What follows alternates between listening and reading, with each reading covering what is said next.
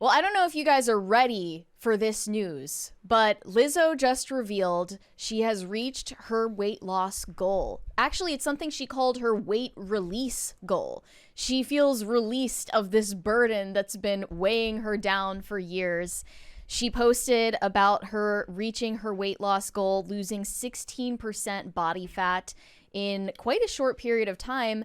And it appears that she did not even use the shortcut of Ozempic, Wegovy, Mounjaro, any of these labels for the weight loss injections. She did it the natural way. She put in the work. Well, here's the problem, though. This day and age, you better have like a 24/7 running video proving that you didn't, or nobody's going to believe you. That's the sad thing, is that people are going to try to steal the valor from her because Ozempic is to blame for everything. But Ozempic is a big problem. At least according to everything Lizzo has said, she's relying on traditional working out and watching her nutrition, her portion sizes, etc. How long has this been? It's been like a year and a half, because I know it was shortly after her the lawsuit against her was filed by former backup dancers that she went quiet on social media for a while and then came back to start posting about her weight loss journey. She's still on a music hiatus. Yeah. But this is what she's been doing to occupy her time while she's on break. Yep. And suddenly the public opinion of her has shifted dramatically as soon as she lost all of this weight, which speaks a lot to the power of bullying, the power of fat shaming in general. Who's the other? The other one was Ice Spice was like going to the gym, and then everybody was mad because they said she lost her shape. But Right. I think it's funny because you know who the real winner in all of this is, because I see somebody in the chat says that basically they're saying that they fake going to the gym and that they're not actually working out, that they're taking Ozempic. Well, then know who wins in that case. It's the athleisure companies and gyms that are getting your membership even if you're not using their equipment. You just show up for an hour to take a photo, do one video, and then leave. Big pharma wins and big athleisure wins in the end. But no, I really believe her, honestly. I believe that she wanted to do this the natural way, and it seems like she's doing it slowly and steadily, not the kind of dramatic, fast-paced weight loss that we see in other celebrities who are on Ozempic.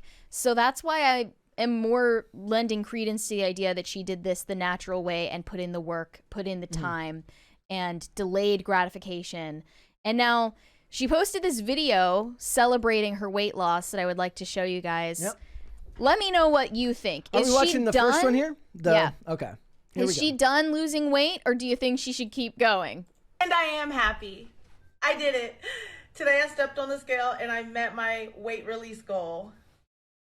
Told y'all I was gonna bump like this. Y'all didn't know that I could bump like this.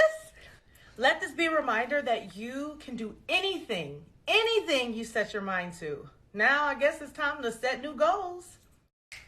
Okay, so if she didn't have such a bad image beforehand, that would be a pretty like wholesome video, right? Like for a lot of people, she's going to be known as a woman who, first of all, was the kind of the leader of the fat acceptance movement, which had a lot of toxic elements to it. But it's not really that as much as it is. A lot of people now are going to associate with her with the mistreatment of her colleagues, those under her, and banana sex, and that's about it. Right. It's very hard to take the positive approach to that when, like a video like this, when people are going to associate you with negative things still. Now, that doesn't mean that she couldn't turn that around eventually and become a more positive role model. But, you know, given what the fat acceptance movement preached, they would actually be against this because they would tell her that she was perfect just the way she was, and she didn't have to change at all anyways. Watch Lizzo reveal after all this time that her weight loss secret was eating an all banana diet. No, obviously, what if it's fake and she's like the reverse Nikocado avocado and she's actually been fat the whole time? Well, that would hoodwink a lot of people, including me. Yep. But I mean, I think that this was, whether or not it was her intention to change people's opinion of her after the lawsuit, it definitely achieved that. Yeah, Nobody remembers any of the negative press around her. Now, granted, Lizzo is still politically deranged. She still posts a lot about her What did she say? We want America to look like Detroit.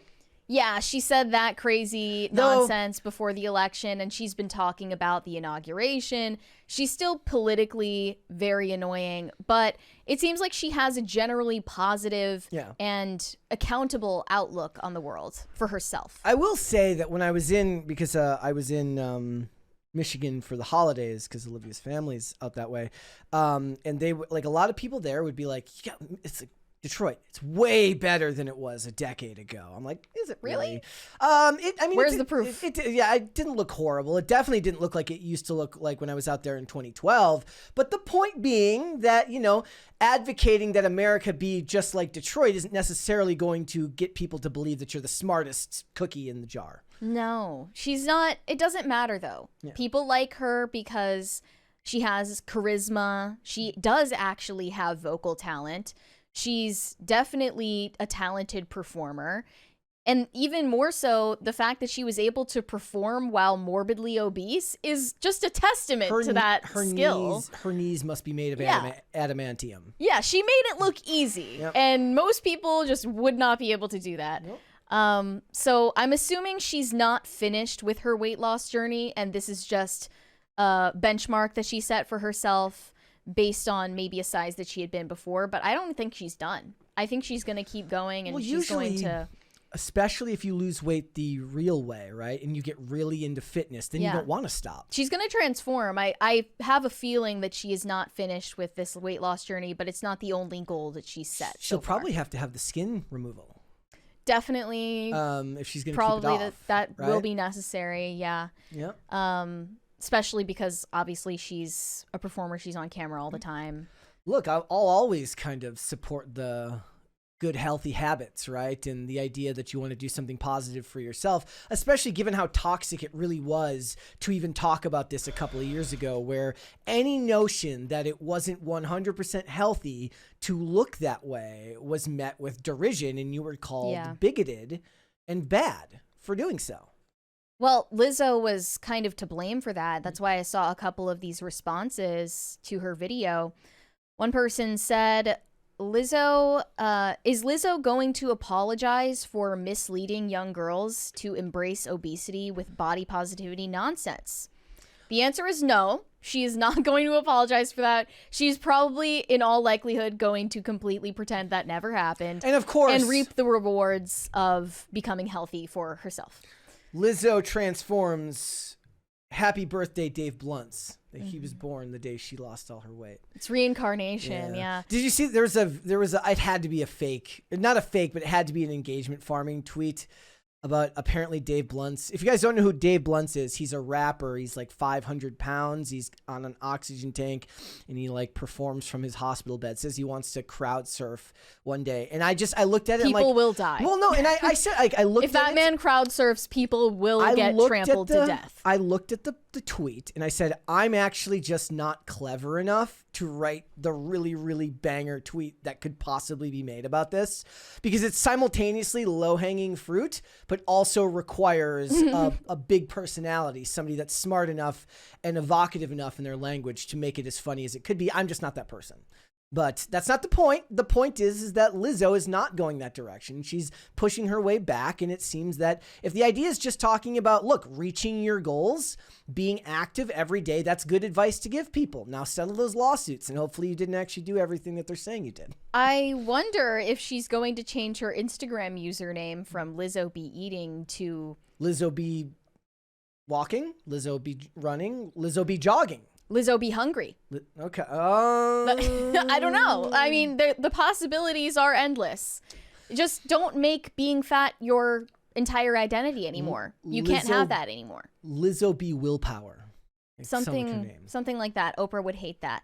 We have another take from Twitter. Lizzo convinced millions being fat was beautiful and most definitely increased the amount of people that will die from heart disease through her propaganda, just to use her wealth that she got through doing that to get skinny and not die from organ failure at 45. This is some evil shit. It's so weird. I watch like old episodes of TV and they're just so flippant about making fun of overweight people, and it's just Things changed really quick, but the pendulum is swinging back. It's in the process of swinging back to skinny again. The weirdest accusation embedded in that tweet, though, is that Lizzo used her wealth to lose the weight.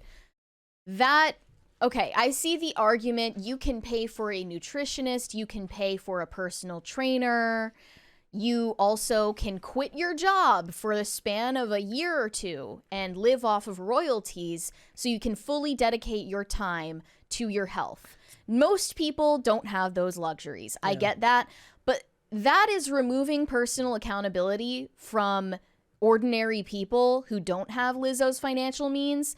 So they can feel like they don't have to improve themselves because they're not rich enough. Yeah. You know? I mean, that's the number one takeaway that I see these days about just about everything, which is that, you know, especially given like with RFK and the talk about health and all this stuff, is a lot of people, and I never understood it. I mean, it goes back when I had a Facebook, and this is years and years ago, talking about like the reasons why it's hard to eat healthy. And a lot of it came down to money and time. And I'm like, okay, and like, this is your health. This isn't a room for excuses, because eventually it's going to cost you. I get it. I get what you're saying. It's something to be a bit upset about, but that's not really how the world works. Being upset about it doesn't change it. You have to eventually do something about it yourself. And most of the time, the people who take their own health and their own, or even their career or whatever, take their life in their own hands and talk about the idea of radical personal responsibility, they tend to be happier anyways, because when you don't relinquish that power to endocrine problems or another person or the government or greedy corporations, they're happier because even through struggle, they feel like they themselves can do something about it. Whereas other people understand that they can do something about it, but don't want to do that because complaining about it is easier. I'm not saying that the idea of complaining about it isn't attractive. It's definitely something that everybody wants to do once in a while, but you're just happier if you can put it into perspective and focus on the problem yourself. People really love disempowering themselves. It brings a form of catharsis that won't come from actually getting their goal accomplished.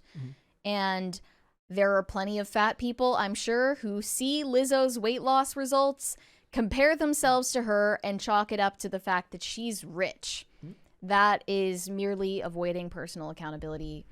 And I hope that she's motivating more people to follow suit than not. I agree. But does she deserve to be uncanceled for the propaganda that she spread? Or should she answer for that at some point? That's a fantastic question. I mean, if you're going to hold her responsible, then you're going to have to hold every single corporation that pushed that nonsense responsible. Lizzo wouldn't be Lizzo without being fat. That's true. Lizzo wouldn't be as famous as she is today. It would be a good thing. Rising to fame as a morbidly obese woman. Should she be held responsible? I can't say. I'm not in that business. I can say that holding her responsible would have a fantastically positive effect on society. I think, but whether it will, I guess I just don't operate often in the should or woulda. I operate on the will it or won't it, and I don't think it will happen, but I do believe that it would be a good thing for society. The craziest response that I saw to the weight loss video was someone saying, she was never fat in the first place. Okay. If Lizzo in 2019 isn't what you consider fat, can I please just genuinely ask, what do you consider fat? Yeah. Like, where do we cross the line? Machinist12388 says, take a stand, Brett. See, my approach is more pragmatic, which is that do I think it should happen? Sure. Do I think it will? It's like will or won't seems to be the more practical question in these things. And no, I don't think so. I think that most of the time when corporations or individuals have ideas that run their course and then are no longer socially acceptable, they just move on to the next idea. And rarely, if ever, does it become some point of contention, because most people don't have that long of an attention span anyways, and they've moved on to the next thing. Just look at how people have gone back to things in life as if COVID never happened, despite the crazy amount of authoritarian measures that were put into place, and that people just pretend like it didn't happen. So what I predict is that Lizzo is going to go back to making music. She's going to go on a press tour to promote that music for her album rollout while skinny. And then some interviewer is just going to lob a softball question about it at her, and she will have some perfectly tailored, media-trained, magnanimous response to it, and it will not go any further than that. Thanks for watching. Listen to full episodes of Pop Culture Crisis on Spotify. Keep up with us on social media and make sure you subscribe and ring that bell so you never miss the show. Bye, guys.